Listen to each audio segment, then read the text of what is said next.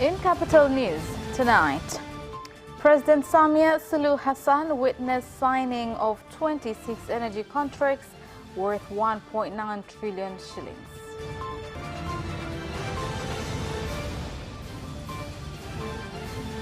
Government has been called on to curb rising incidents of crimes.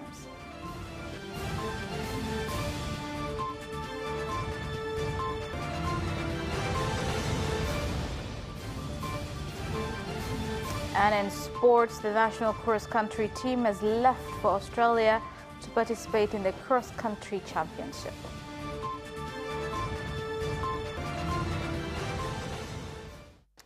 Good evening, this is Capital News at 9:30. My name is Khadija Zimbwe. First, the national news. The President of the United Republic of Tanzania, Dr. Samia Suluhu Hassan, has witnessed signing of 26 contracts aimed at improving the national grid as well as distribution of electricity in rural parts of the country worth 1.9 trillion shillings, with a warning to contractors who fail to implement the projects. Ili miradi hii ifanyike haraka, ili tupate maendeleo ya haraka, tunahitaji maamuzi ya haraka. If we need speedy developments, there is need for speedy decisions. When there are an array of institutions that needs to approve a certain project, that is a main obstacle in retarding project developments. Mradi wa kupeleka gridi ya taifa mkoa wa Katavi kutoka Tabora kwenda Katavi. Mradi huo unaendelea. Kutokana na uharaka wake, Mheshimiwa Rais, tulifanya manunuzi haraka na tukapata mkandarasi na kazi inaendelea, na mapema mwakani rasmi tena utaingia kwenye historia. Baada ya kupeleka umeme wa gridi Kigoma, sasa pia utapeleka umeme wa gridi Katavi. Ongezeko hili, Mheshimiwa Rais, limekumbana kwa upande wa TANESCO na mitambo ambayo ni chakavu, isiyotosheleza na isiyo na usanifu bora kuweza kukidhi mahitaji ya umeme na ukuaji wa shughuli za kiuchumi. Kwa hiyo, Mheshimiwa Rais, kumekuwa na miradi mbalimbali ya kujaribu kuongeza ubora wa umeme na uhakika wa umeme. Now, residents in the area have called on the government to increase measures against increasing crime in the area. The call comes after the Dar es Salaam Special Police Force confirmed the arrest of 6 people suspected to have been involved in robberies carried out by youth known as Panya Road in Bunjubi. Nimepokea vyema kwa sababu usalama ni jambo muhimu katika jamii. Watu wanatakiwa wawe salama, wawe na amani, muda wote wafanye shughuli zao vizuri. Mimi rai yangu kwa jeshi la polisi ni kwamba hilo zoezi liwe endelevu. Kwenye eneo la Bunjubi, mtaa wa idara ya maji, lakini na lile lililotangulia, baada ya kufanya kazi kubwa ya ziada ambayo imeshirikisha wananchi, nguvu ya ziada ya masuala ya kiusalama kushirikiana na wananchi wa maeneo haya, lakini huku tukihimiza kusimama na kuacha mabishano, kusimama na kutekeleza kwa mfumo wetu wa ulinzi shirikishi. Ila mume wangu ndiye aliyekatwa sana usiku ule walivyokuwa wameingia pale. Mimi nilikuwa nimelala, nikaa nimesikia kelele nje, nikaa nimemshtua mume wangu, nikamwambia nje kuna kelele, sio kuna nini. Na jirani yangu anayefuata naye akawa amefungua mlango, akawa amechungulia. Walivyotuona akasema rudi ndani haraka. Wakawa wanataka kutufuata sasa na ile mapanga. Sisi ndio tukawa tumerudi ndani, wakasema tunakuja huko. Basi tukarudi ndani tukafunga mlango, wakaendelea sasa kupambana kule, tukawa tunasikia watu wengine wanaendelea kupiga kelele. Vice President Dr. Philip Mpango has handed over 916 motorcycles to ward executives and 54 vehicles to Tanzania Rural and Urban Roads Agency TARURA, with a warning to ward executives who harass citizens. Magari haya yanatolewa ili yawasaidie kurahisisha utekelezaji wa majukumu yenu, msiyatumie vinginevyo. Kwa natoa tena rai, nendeni mkafanye kazi kwa weledi na uaminifu ili kuyatimiza vyema majukumu yenu ya kusimamia shughuli za ujenzi na ukarabati wa miundombinu ya barabara kwenye maeneo yenu. Yatatumika katika ofisi zetu za TARURA za mikoa nchi nzima, lakini vile vile katika wilaya zetu, na lengo letu kubwa ni kuhakikisha kwamba tunaboresha mazingira ya utendaji kazi, lakini vile vile kuleta ufanisi katika utoaji wa huduma tunazozitoa kwa wananchi wetu. Residents of Njombe have commended the government for intervening in the Daladala owners' strike that has ended after lasting for 9 days.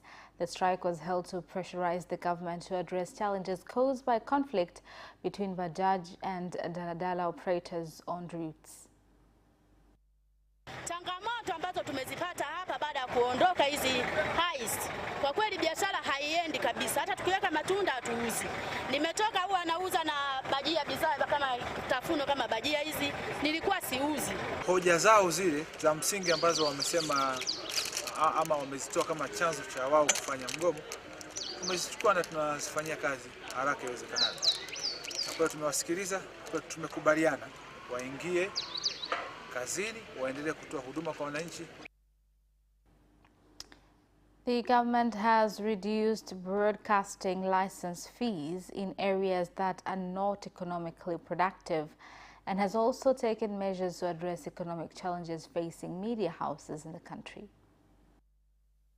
Hatua hii yote ni dhamira safi ya serikali ya awamu ya 6 chini ya Daktari Samia Suluhu Hassan kuhakikisha kuwa huduma za utangazaji zinaboreshwa. Ndugu zangu, kazi kubwa inayofanywa na Mheshimiwa Rais Daktari Samia Suluhu Hassan ni kuhakikisha kwamba watoa huduma za utangazaji hasa radio zinazidi kuwa na tija katika uchumi wa vituo na uchumi wa taifa letu. Baraza Kuu la Umoja wa Mataifa ilitangaza tarehe 13 Februari ya kila mwaka kuwa ni sehemu ya siku ya redio. Siku hii huadhimishwa chini ya shirika la Umoja wa Mataifa elimu, sayansi na utamaduni, yani UNESCO. Chimbuko la siku hii lilitokana na wakati wa mkutano wa 36 wa UNESCO uliofanyika Novemba 3 mwaka 2011. The government through Tanzania Roads Agency TANROADS has signed an agreement for construction of a 32-kilometer 4-lane tarmac road from Nsaranga in Mbeya to Songwe International Airport worth 138 billion shillings. Ni moja ya mikakati mikubwa ya serikali ya Jamhuri ya Muungano wa Tanzania inayo. This project is one among big government strategic projects of fastening economic and social developments, especially in Mbeya region, for improving road infrastructure and network, being efforts of opening up doors in transportation sector. Mradi huu ni mkubwa. Sio tu utaupendezesha mji, unatuletea maendeleo. This is a big project. It will not only beautify the city, but also developments. The project will begin with 30 kilometers from Kalaga to airport. Napenda nichukue fursa hii kusisitiza sana TANROADS wa wazalendo katika kusimamia mradi huu ili value for money, thamani ya pesa kwenye ujenzi wa mradi huu iweze kupatikana kwa 100%. Vile vile napenda kutoa shukrani nyingi kwa viongozi na wananchi wa mkoa wa Mbeya ambao wanapitiwa kwenye miradi mbalimbali inayotekelezwa na wizara yetu kwa ushirikiano mkubwa wanaotupatia katika kutekeleza miradi hiyo. Residents from Mjembe and Gole suburbs in Kibindu Ward, Bagamoyo district have called on the Coastal Regional Commissioner Alhaji Abubakar Kunenge to take action against the contractor of the Clean Water Dam, now civil law, for failing to complete the project worth about 1 billion shillings. Changamoto moja kubwa mno juu ya mradi huu. Maana sisi baada kutukuta mradi tukashukuru, tukasema alhamdulillah, Mungu na sisi katuona kwamba sasa sisi tupe ni watu, jamii kwenye watu na sisi tunahesabika. Lakini sasa shughuli pevu ni kama hii, mkandarasi huyu kwa kweli anatuua sasa, maana anatuumiza sisi sasa ambao tunaohitaji huduma hii hapa. Na mpaka sasa hivi utekelezaji wa mradi huu uko 73%, na kati ya milioni 996 amelipwa milioni 483. Kwa maana hiyo ni sawa na 50.1 ya ile gharama ya mkataba. Lakini jambo zuri, sisi tumekuja wenyewe tumeangalia, hakuna mitambo yote inayoendelea hapa. Mitambo yote imeshachoka, hii mitambo haifanyi kazi. Na hata kama ingekuwa inafanya kazi, kwa kazi anayotakiwa kufanya bado haitoshi. Kwanza mitambo yenyewe haitoshi, alafu ni mibovu. Hapa hakuna site hapa. Sijui amefanya mobilization gani, hakuna. Tumeshakagua mradi wa bilioni 1 uweze kufanyia upuuzi wa namna hii. And Prime Minister Kassim Majaliwa has directed action be taken against leaders of cooperative unions in Mbozi District, Songo Region, who have been implicated in theft of coffee farmers' money.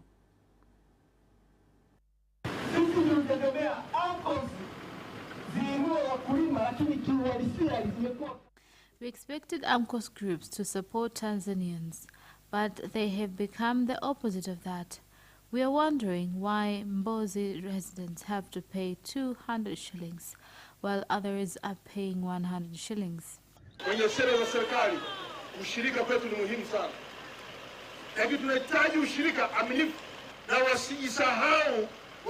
As the government cooperatives are very important, but we need very faithful cooperatives. Contrary to that, the government cannot tolerate. Strong measures would be addressed upon them. We shall do thorough investigations and shall take stern measures against any person who will be implicated. And that is the end of national news. International news follows up next.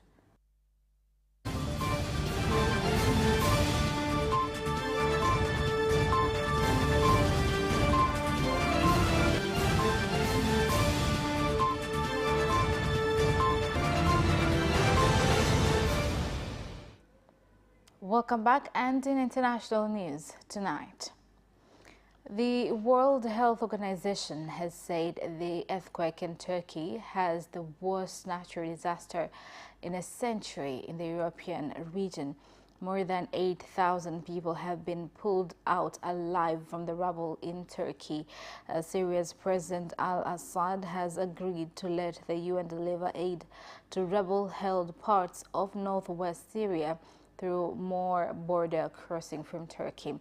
Now, the UN estimates up to 5.3 million people in Syria may be homeless after the earthquake, with about 900,000 people in urgent need of hot food in Turkey and Syria.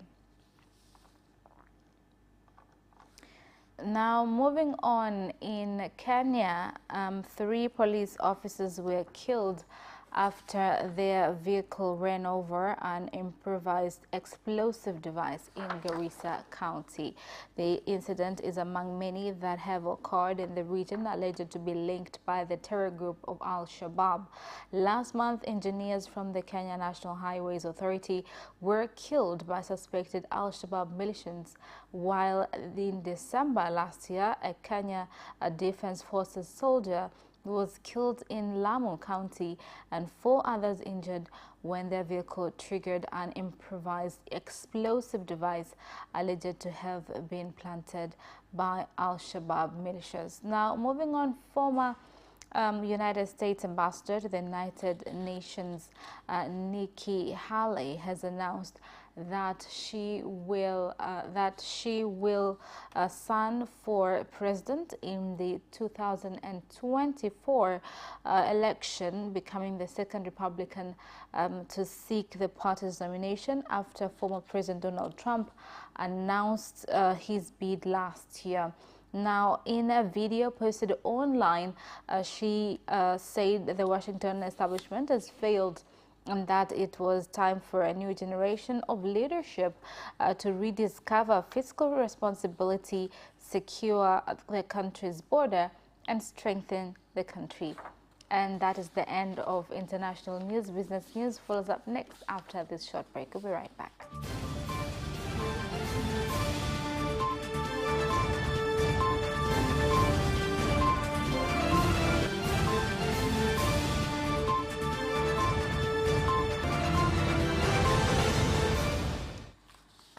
Welcome back. And in business news tonight, the government has said among priority focus is to address lasting solutions to challenges that have had significant effects on the economy, such as rising inflation that have been contributed by various factors such as natural disasters and conflicts.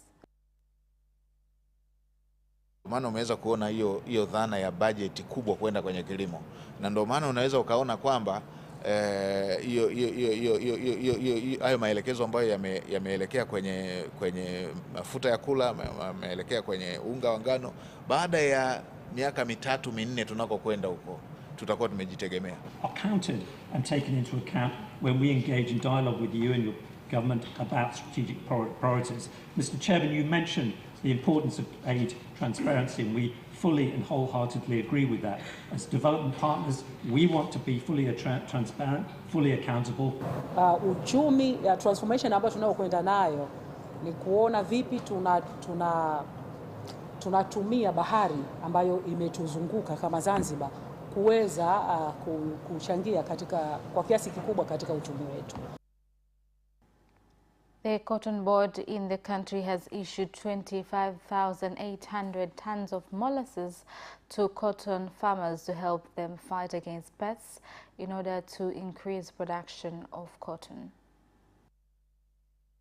Sasa hivi tunaenda kwenye hali ambapo pamba inaikuwa na. We are heading to a period where cotton is highly attacked by insects and worms. In order to have good yields, the government has brought molasses to trap all hazardous insects. From 800 hectares, we have harvested 4,428 tons. In this farming season, we shall cultivate 38,000 hectares, and our target is to harvest over 12,000 tons.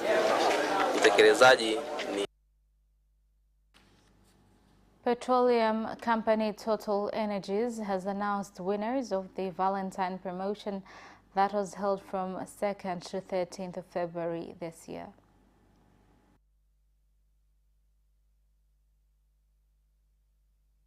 Siku hii ya wapendanao kama ilivyo ada, Total Energies tulikuja na promotion ambayo ilianza tarehe 2 mpaka tarehe 13 kwa wateja wetu ambao walikuwa wanatumia kwenye Cafe Bonjour 50,000 na zaidi, wanapata nafasi ya kuweza kujishindia chakula cha usiku katika hoteli yenye nyota 5. Siku ya leo ukitembelea vituo mbalimbali unaweza ukajishindia zawadi mbalimbali. Pia tungependa kuwakumbusha kwamba vituo vya Total Energies ni one stop station ambapo sio kwamba tu unajaza mafuta bali unaweza kupata huduma zingine mbalimbali. And that is the end of business news. Sports news follows up next.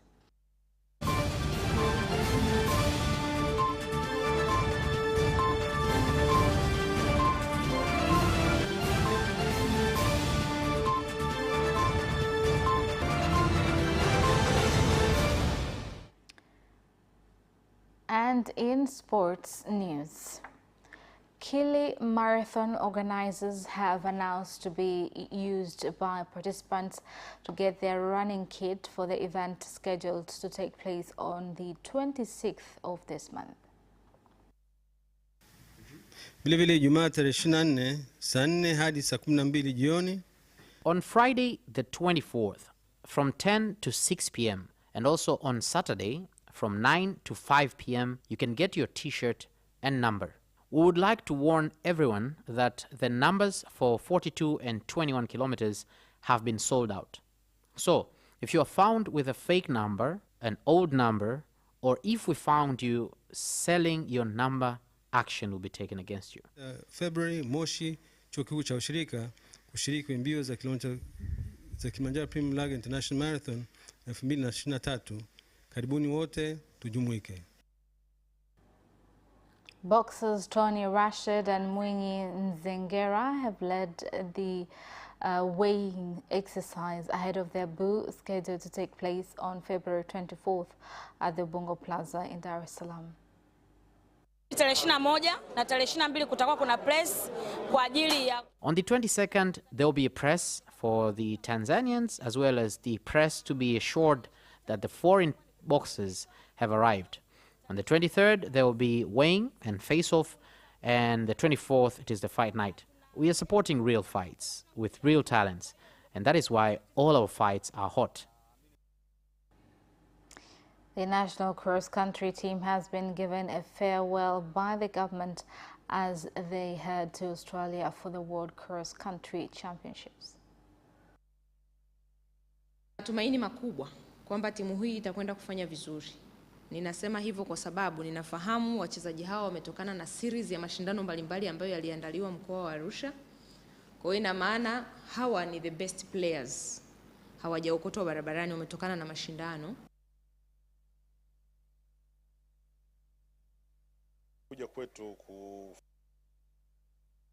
The Professional Boxing Regulatory Authority (TPBRC) says the fusing of boxing and kickboxing in the upcoming Fay Heroes competition on February 25th will give a different flavor to the fans. Consultation ya kuona namna gani tutafanya pamoja, tumewapa ushirikiano. We had a consultation to see how we can work together, and there will be more than 5 types of combat sports as well as martial arts. More than 5, like kickboxing, wushu, tanda, kung fu, karate, as well as boxing and other martial arts. Kwa hiyo niwapongeze kwanza kwa kuweza kuandaa tukio kama hili. And that sports item ends our news bulletin for tonight. My name is Khadija Zimbwe. Thank you for watching and good night.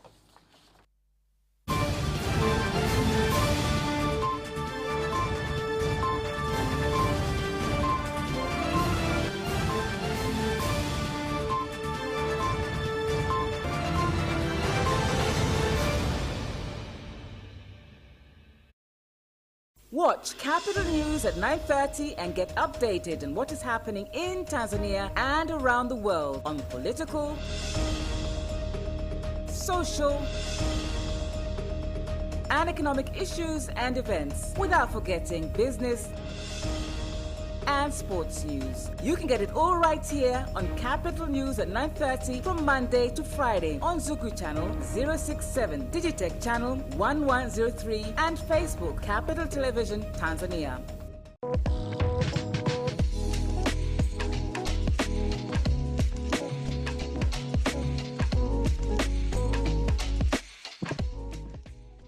In Tanzania, we have an amazing array of places we call home. But when it comes to interior design,